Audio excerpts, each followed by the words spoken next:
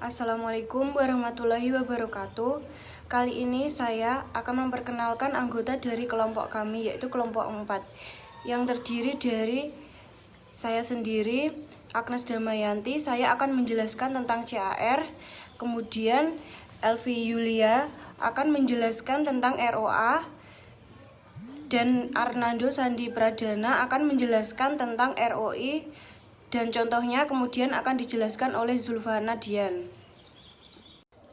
Assalamualaikum warahmatullahi wabarakatuh. Perkenalkan, nama saya Agnes Damayanti, NIM 12401183225. Kali ini saya akan menjelaskan tentang CAR atau Capital Adequacy Ratio. Pengertian dari CAR itu sendiri adalah rasio kinerja bank untuk mengukur kecukupan modal yang dimiliki bank untuk menunjang aktiva yang mengandung atau menghasilkan risiko. Misalnya kredit yang diberikan. CAR ialah rasio kecukupan modal bank atau kemampuan bank dalam permodalan untuk menutup kemungkinan kerugian di dalam perkreditan atau dalam perdagangan surat-surat berharga. Menurut Mulyono, CAR merupakan perbandingan antara equity capital dan aktiva total, loans, dan securities. Mengikuti ketentuan yang ditetapkan oleh pemerintah, Capital Adequacy Ratio perbankan untuk tahun 2002 minimal sebesar 8%, yaitu menurut Peraturan Bank Indonesia Nomor 3/21 PBI 2001 Pasal 2 tentang kewajiban minimum bank, yang kemudian diperbarui dalam penyediaan modal minimum bank umum dalam Pasal 2.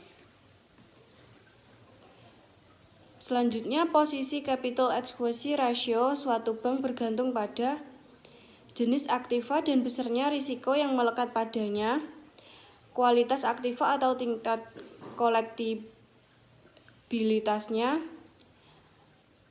total aktiva pada suatu bank. Semakin besar aktiva, maka semakin bertambahnya risiko. Kemampuan bank untuk meningkatkan pendapatan dan laba. Ketentuan CAR di Indonesia. Ketentuan CAR di Indonesia dapat dilihat pada tabel yang ada. Jika tingkat laba 8% ke atas, itu artinya predikatnya sehat.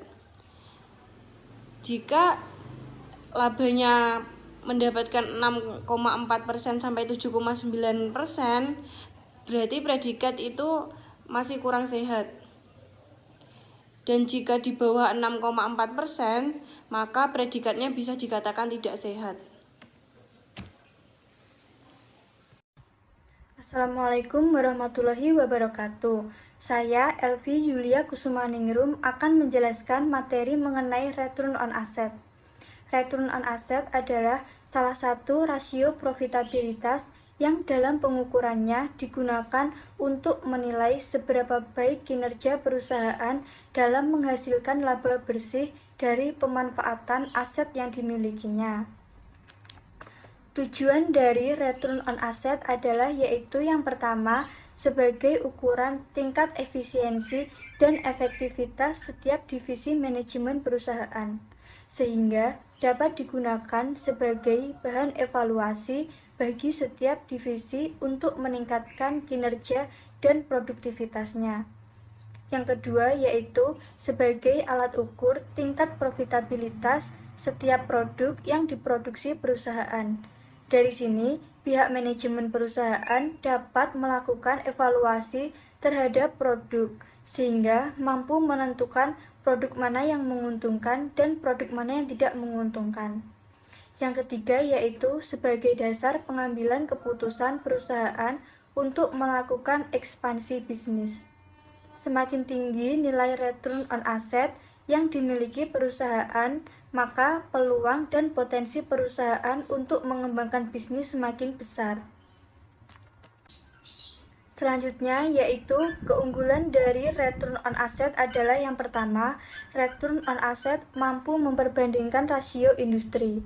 Yang kedua, return on asset mampu mengukur efisiensi penggunaan modal secara menyeluruh.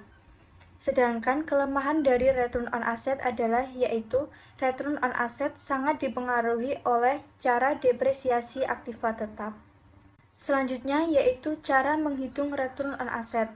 Return on asset dapat dihitung dengan cara laba bersih biasanya merupakan pendapatan tahunan perusahaan dibagi dengan total aset perusahaan secara keseluruhan dan ditampilkan dalam bentuk persentase.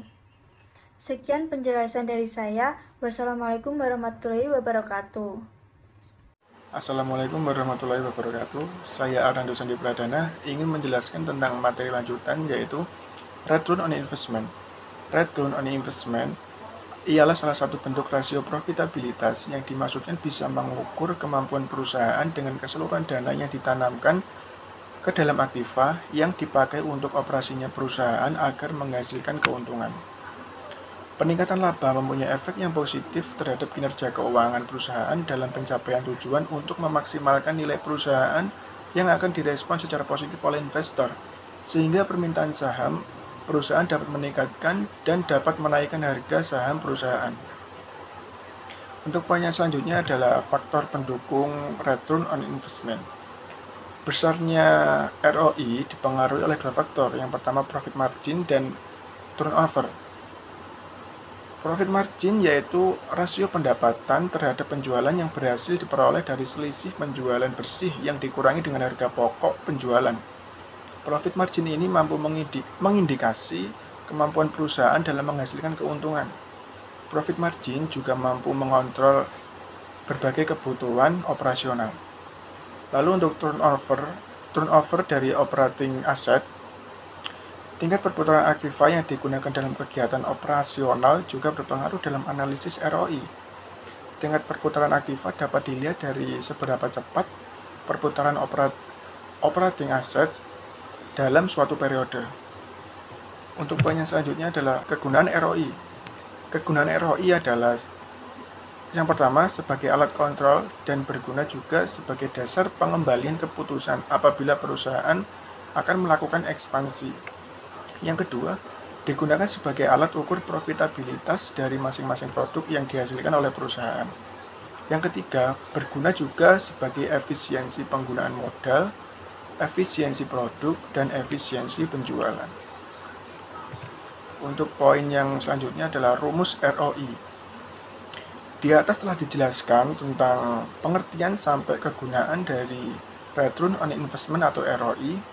Selanjutnya akan diperjelas bagaimana rumus perhitungan ROI, yaitu ROI sama dengan total pendapatan investasi dikurang biaya investasi dibagi biaya investasi dikali 100. Sekian presentasi dari saya mengenai poin Return on Investment. Ada kurang lebihnya mohon maaf. Saya Zulfana Dian Febriani. Di sini saya akan menjelaskan kepada teman-teman bagaimana contoh perhitungan CAR, ROI, dan ROA pada bank muamalah.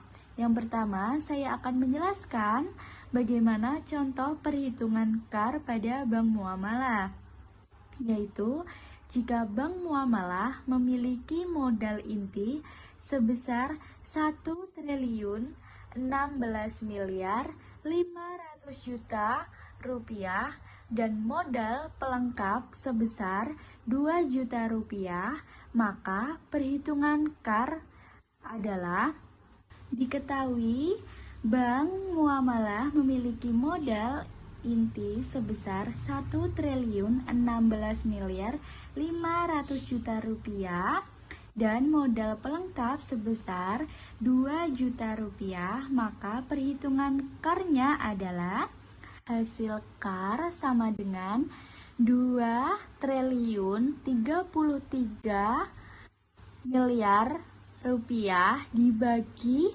8.670.000.000.000 rupiah dikali 100% sama dengan 23,45%. Selanjutnya, saya akan menjelaskan bagaimana contoh perhitungan ROA pada bank muamalah. Nah, di sini perhitungan ROA berdasarkan laporan keuangan per tanggal 31 Desember 2018, laba bersih atau net income PT Sukamaju adalah 1,847 triliun, sedangkan total asetnya ialah sebanyak 57,434 triliun.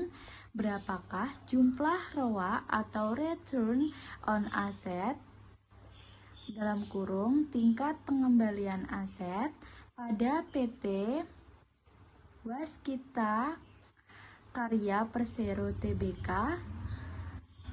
yaitu contoh soal rumus ROA, return on asset. ROA sama dengan 3,21%, maka ROA pada PT Sukamaju dengan kode emiten WSKT ini adalah sebesar 3,21%. Selanjutnya, saya akan menjelaskan poin yang terakhir, contoh perhitungan ROI pada bank muamalah. Perhitungan ROI pada bank muamalah sebagai berikut.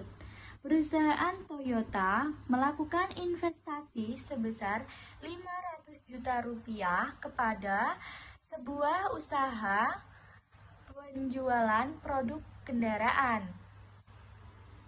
Perusahaan Toyota ternyata mendapatkan penjualan sebesar 1000 unit kendaraan dan mendapatkan hasil keuntungan sebesar 600 juta rupiah. Nah, di sini teman-teman bisa mengetahui keuntungan atau laba investasi sebesar 100 juta rupiah dan modal investasi awal 500 juta rupiah. Jadi diperoleh perhitungannya sebagai berikut. Jadi perhitungannya ROI sama dengan 600 juta dikurangi 500 juta dikali 100 dikurangi 20%, jadi diperoleh ROI-nya adalah sebesar 20%. Alhamdulillah, untuk penjelasan pada materi kali ini sudah disampaikan. Ada kurang lebihnya kami mohon maaf. Wassalamualaikum warahmatullahi wabarakatuh. Bye bye.